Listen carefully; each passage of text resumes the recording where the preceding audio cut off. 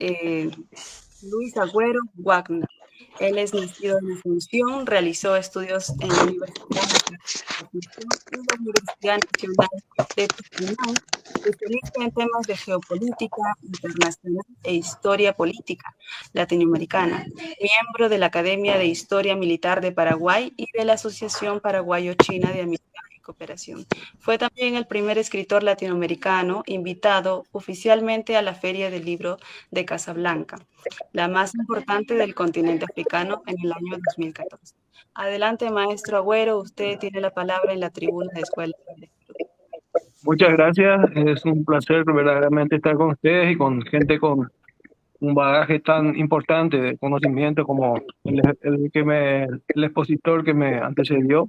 Realmente me siento un poco disminuido ante tanta sabiduría, pero voy a tratar de dar un aporte que pensé como, digamos que como historiógrafo de temas, digamos, de militares, también de latinoamericanos, un poco políticos, o como ya dijo Clausewitz alguna vez, que la guerra es la prolongación, ¿verdad?, de la política por otros medios.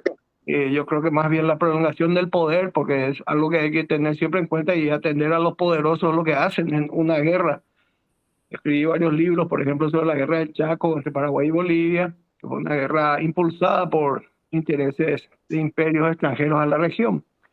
Y me llama la atención que hay una versión insistente con respecto a el aporte de, digamos, de las potencias occidentales, de Estados Unidos, Inglaterra, a la Unión Soviética en ese momento.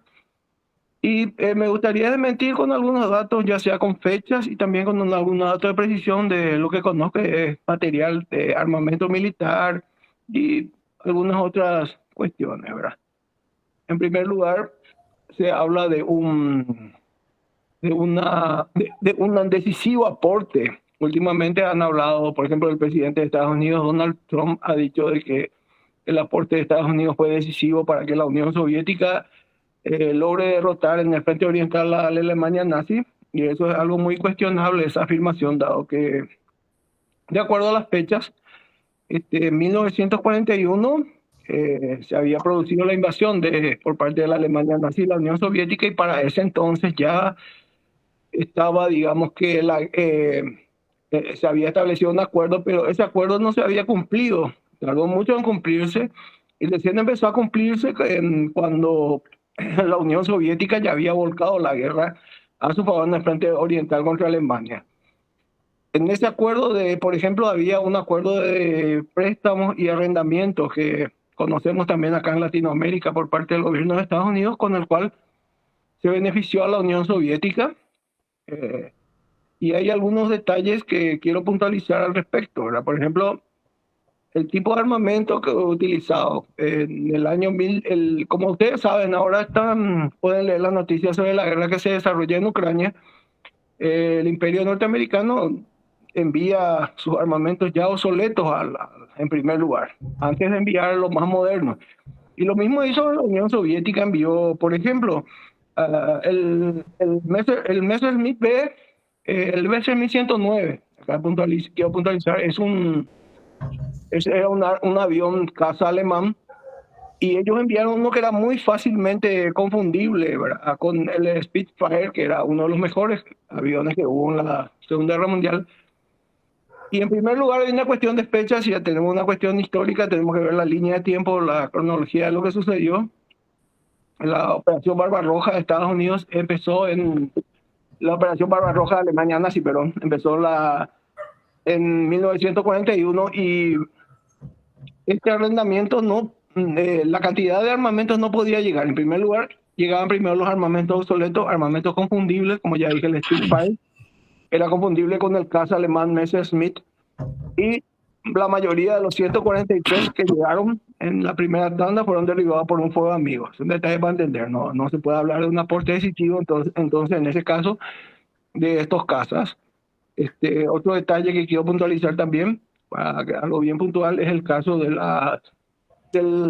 otro tipo de caza, que el Hurricane, que era un avión que ya estaba obsoleto cuando recibió la Unión Soviética una partida de Hurricane. En este caso tampoco podemos hablar de un aporte decisivo de los alemanes a la cuestión la producción soviética. En ese caso también tenemos que decir que el primer tanque blindado que envían no eran superiores a los blindados que ya habían logrado desarrollar los soviéticos. Hay que tener en cuenta también, el T-34 soviético era un tanque muy superior a cualquier otro tanque, y eran superiores ya en ese momento a los tanques con los que contaba el ejército alemán, la caballería, la infantería alemana, el Panzer, por ejemplo. Y en este caso había un desfasaje también cronológico, porque los acuerdos empiezan a llegar recién en el año 1943, empiezan a llegar los aportes de las potencias occidentales a la Unión Soviética, y para ese entonces ya se había producido en los primeros meses de 1943 la gran victoria de Stalingrado, que se mencionó al comienzo. Yo creo que en ese caso no puede hablarse de un aporte decisivo en materia ni de blindados ni de cazas bombarderos por parte de los aliados a la Unión Soviética, que sí es cierto que hubo un aporte que se evaluó, según los norteamericanos, en 11,3 millones de dólares, 11,3 mil millones de dólares, es lo que invirtieron en ayuda a la Unión Soviética, pero ya le estoy explicando, en gran parte los armamentos ya eran obsoletos, eran armamentos como que eran confundibles. También se aportó una enorme cantidad, por ejemplo, de motocicletas, de camiones y también de alimentos. Pues en el caso de los alimentos, que se calcula unos 3,8 mil millones de dólares, hay que decir que apenas un 70% llegó a la Unión Soviética de este tipo de alimentos, pero no se puede menospreciar tampoco ese tipo, porque toda ayuda es una ayuda. Los alimentos que llegaban en gran parte eran envasados, enlatados, eran alimentos que podían llegar fácilmente al frente, y los soldados soviéticos eh, sentían sabores nuevos, exóticos para ellos, y eso les levantaba un poco la moral. Pero categóricamente el aporte de la ayuda de países como de países como Estados Unidos o como el Reino Unido a la Unión Soviética no fue para nada decisivo en la victoria final, como es lo que han querido instalar últimamente algunos políticos norteamericanos. Bueno, después podemos hablar también de otras cosas, como ya me antecedió el profesor el que me antecedió el uso de la palabra. Me gustaría también señalar algunas cuestiones con respecto a la coalición de nazis que había. Por ejemplo, una cuestión relacionada acá con mi país, Paraguay. Durante la Segunda Guerra Mundial yo hablé con pilotos aviadores paraguayos que estuvieron en la Segunda Guerra Mundial en Brasil haciendo cursos, y fueron como brasileros a pelear en la Segunda Guerra Mundial, la Guerra del Pacífico. Ellos me contaban que era muy difícil, por ejemplo, para muchos militares de latinoamericanos, acá sudamericanos, participar del lado de los aliados, porque la mayoría de los oficiales militares latinoamericanos eran simpatizantes de las potencias del eje. Entonces a él le costó mucho conseguir un permiso y consiguió una autorización casi clandestina para poder participar como aliado con los brasileños en el Atlántico, en la guerra contra los submarinos alemanes. Y ese es otro detalle que tenemos que tener en cuenta también a la hora de sopesar los aportes de los ejércitos aliados, de los gobiernos aliados contra la potencia del eje en la Segunda Guerra Mundial, porque era muy difícil enviar la ayuda a la Unión Soviética. En primer lugar, no podía llegar ni siquiera a Europa a través del Atlántico, donde había una manada de lobos de submarinos alemanes persiguiendo a los transportes aliados. Y en el Pacífico estaban los japoneses, también los submarinos japoneses, hundiendo muchísimos transportes marítimos de los aliados que intentaban llegar a la Unión Soviética. Tal es así que tuvieron que crear una ruta pasando por Irán, que era muy difícil de ahí subir hasta la Unión Soviética a través del Golfo Pérsico. Era todo un drama, era muy difícil que llegue la ayuda aliada. Además, todo fue cobrado y pagado por la Unión Soviética, por lo menos en el caso de los armamentos americanos, por el sistema de préstamos y arrendamientos, que también fue muy frecuente acá en América Latina durante esos años, que Estados Unidos impuso a través de la doctrina de seguridad hemisférica a muchos países acá, como Paraguay, que me consta porque yo soy profesor, enseño historia militar en la Fuerza Aérea Paraguaya. Se impusieron muchos acuerdos de préstamo y arrendamiento a Paraguay y se contaban con muchos medios modernos de aviación norteamericana, porque en realidad era una promoción de exportaciones que hacía Estados Unidos.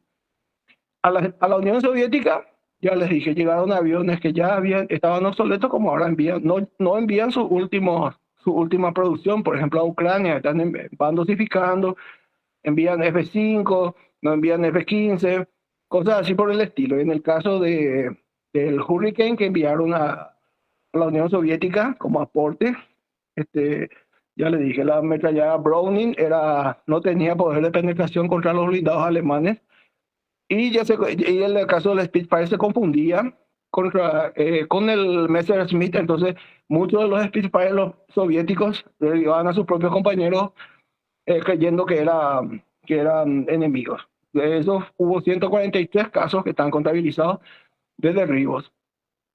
Otra cosa también que podemos decir es que el pago que se hizo, la Unión Soviética le hizo un pago directo a través de pago en oro, todo lo que estaba estipulado en el programa de préstamo de arrendamiento de Estados Unidos. También hubo motocicletas, y donde fue más importante, digamos, el aporte de los aliados para la Unión Soviética, podríamos decir que fue en el tema de transporte, de camiones de transporte. Algunos inclusive fueron usados como base para los misiles Katyusha, famosos misiles Katyusha, pero se usaban algunos para eso, y también se usaban la producción soviética, que era impresionante. La ayuda en alimentos está cuantificada, de los países aliados a la Unión Soviética, fue apenas el 1% de la producción que tuvo de alimentos la Unión Soviética en ese periodo. Para tener una idea de que la ayuda esta no fue decisiva.